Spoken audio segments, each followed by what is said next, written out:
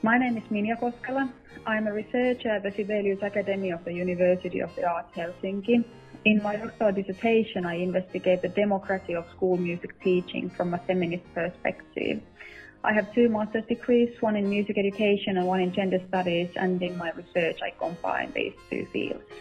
I think the situation with the male-dominant history of jazz is closely similar to the field of classical music. For example, people tend to think that there have not been female composers before 20th century, but that is, however, not the case. In the 1990s, the feminist researchers in music made a huge effort to search and raise female composers, and their work has shown that actually there has been considerably amount of female musicians and composers in all eras, but they were forgotten when the history books were written. In addition, women's lives have always been regulated and dominated by men, to whom it has been thought permissible and relatively easy to get their voices heard in public spaces. And when it comes to jazz musicians, during the Second World War, when men were at war, female musicians suddenly had a chance to play to audience, and during that time there were all female orchestras that were well known and appreciated. So in short, there absolutely have been women musicians in all times, but they have not been given the space nor mentions in the history books they would have deserved. And that to me is a living example of the patriarchy in music.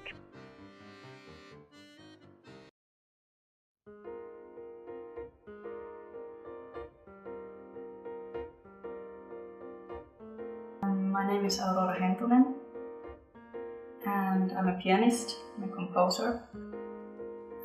I come originally from Lappeenranta, and right now I'm studying in Amsterdam in the jazz department. I guess the most important thing that got me into jazz music was a friend of mine who is also the drummer of my band right now, Ville Lukkonen. He asked if I could join, that they need a piano player. There wasn't really that much jazz music for us. Education was quite based on classical music. Idea of improvising, the idea of creating something completely new that wasn't written anywhere was really the thing that made me so interested in that. Often, almost always, I find out that I'm the only instrumentalist who's a woman. I haven't seen too much that the older generation, the teachers, would take that much of a stand about this. So I wouldn't really say that they would see it as a problem. A hot topic of all this is amongst the students and still amongst the women. So it hasn't really touched that much of the guys yet, because you don't really speak about this when you're playing with them or when you're hanging out with them, because also it can sound very aggressive, like I'm being lowered much more often than the guys. You don't say that out loud. If you feel that's happening in that spot, maybe you should. If you have to be the leader, then and there's male in the band, they don't really take that always so well. Again, I'm not saying that it happens to me often. That happens much more in other cultures and countries than in Finland. But in other countries, in the Netherlands, and I don't mean Dutch people, but because there's people from around the world. So there has been maybe a couple of times happened that I have to actually explain myself before they really trust my knowledge. Somehow pretty often men think that in jazz you have to be aggressive in order to play the music, to play bebop. Jazz, as mostly everything in our history, has always been based on men. it feels kind of that women always have to fight for their rights, which should be obvious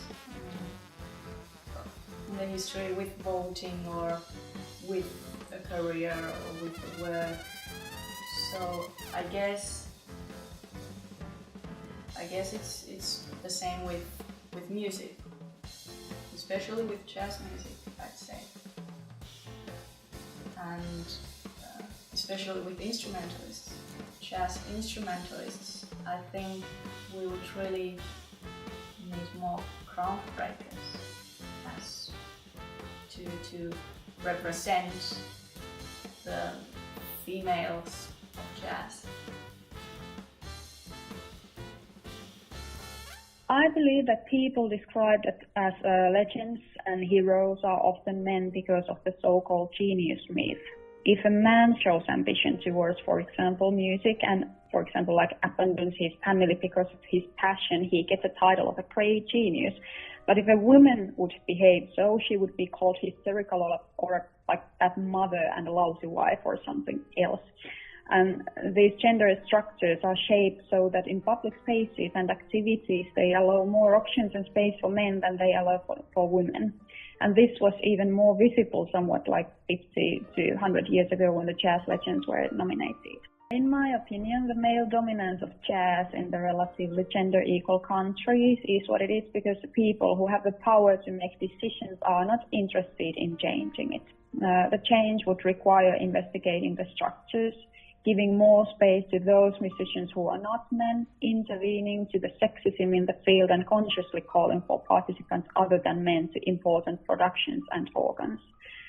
In short, equality requires conscious action. And another thing is that in Finland, the gender segregation in labor market is remarkably visible, and I believe that it can affect the jazz field as well.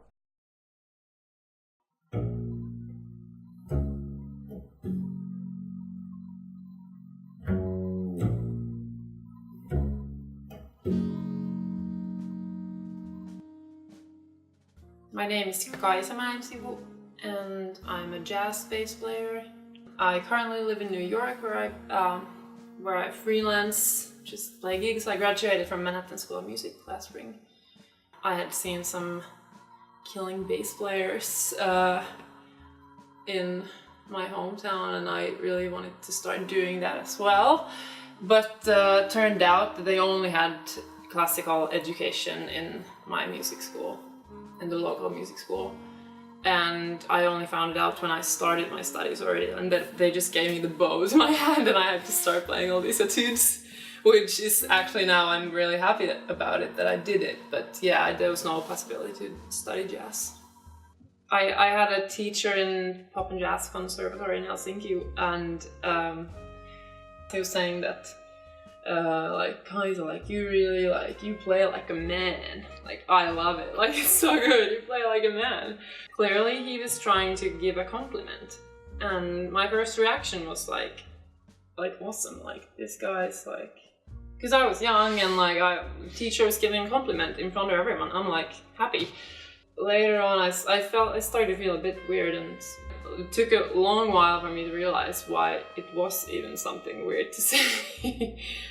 But obviously I don't want to play like a man because I'm not a man, and also why would you need to be a man to sound good? And it's not healthy for a young girl to start to think like that. I went to a jam session once, it happened in New York, and there was this older guy on the house band, and then I got on stage, and well, his face was very surprised when he figured that I was gonna play the bass, which always happens. But then he said, he told me that now that he found out that I'm gonna play the bass, he's really happy that he brought this particular bass that's like easy to play for this jam session, so that even I will be able to play it or something.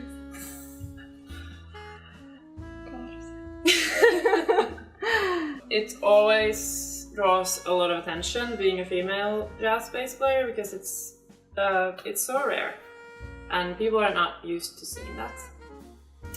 which I'm trying to always like understand and like trying to forgive them for. It happens every day in every gig almost. I get a lot of comments. Sometimes, most of the time they are positive. Most of the time people are trying to say nice things, but they end up saying things like, I was really surprised to see a female playing bass that well, or stuff like that. So for me it's never flattering at all. Being a female in this field, it makes me like distinctive in a good and a bad way. To get to that point where you have a option or possibility to perform or show what you got, so like get performance opportunities or do auditions or anything, I feel like it is harder because people are biased by the gender. It's important to have more teachers, more female teachers, because in that way the younger generation gets those role models more easily, so they doesn't feel that the artists feel that they're so far away from where you are standing right now. It doesn't need any special powers or any special character or any special skills to do this on your own. Because you're not on your own, you know. I hope that there will be more women surrounded by others to cheer for themselves, to cheer for each other. Then we wouldn't feel that it's some kind of competition only because there's so few of us. I believe things are getting better all the time, but I would not say that equality is powerfully promoted. Teachers still lack knowledge and education when it comes to multifacetedness of gender. The new national core curriculum notices gender issues more widely than the one before it, but to really grasp the complexity of diversity and equality issues would require more detailed knowledge on the policy level and in the lived reality of the schools as well. In music education, there has been done research on these issues, and for example, my own research continues and contributes to this discussion. More research is, however, needed, and what I have heard, I think that equality issues should also be more strongly advocated in the teacher training programs as well. I do think that teachers should be offered training on these issues on every subject, also those teachers who are already working. Equality needs action. Gender equality is a boiling hot topic in my environment right now. There is this tenor sax player, Koskela, who lives in New York, and she just started this Women in Jazz organization, and it includes about 200 female jazz musicians who live in the New York area, professional musicians. And we have monthly meetings, and we have hangs, and we're trying to collaborate in every way. And also that it's good for us to build the community and support each other, but they're also working a lot to get more collaboration with larger organizations like Jazz Lincoln Center, and just trying to get people to raise awareness in that issue, and try to get people to book more female musicians. They're really active. In the New York scene, it's female are clearly a very small minority, but I can see there are more and more female musicians coming all the time. And I feel like having idols or a female musician to look up to is really important, because I can see that now, since there's been a couple female bass players like Esperanza Spalding or Lindo, or then on tenor sax there is Melissa Adana or Roxy Koskela. It looks like it's leading to more women to get into those instruments. Whenever I go out to a club in New York, or I'm playing somewhere, or I'm going to a jam session, it's more likely to have your female peers and supporters to show up and be there for you, because now we kind of know that it's like important for everyone. So we're really building a good community.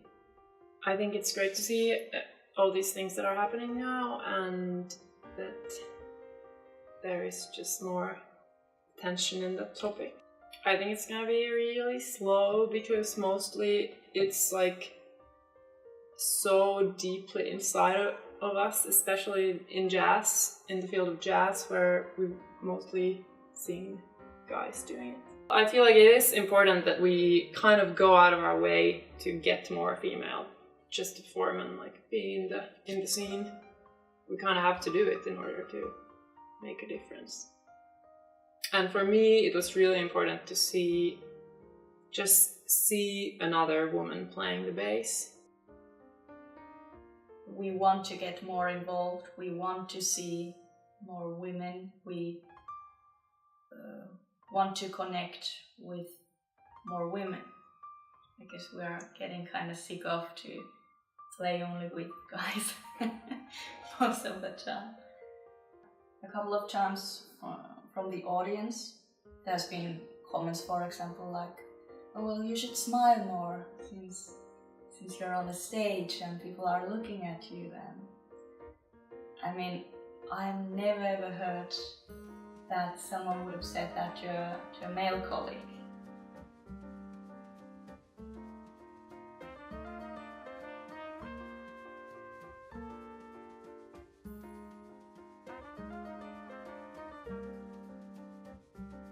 I'm smiling on the stage if I feel like I'd like to do that.